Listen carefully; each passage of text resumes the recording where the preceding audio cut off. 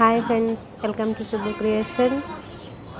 ఈరోజు బ్లౌజ్ వచ్చి cut work model friends. చాలా అంటే చాలా కట్ వర్క్ పెట్టాను.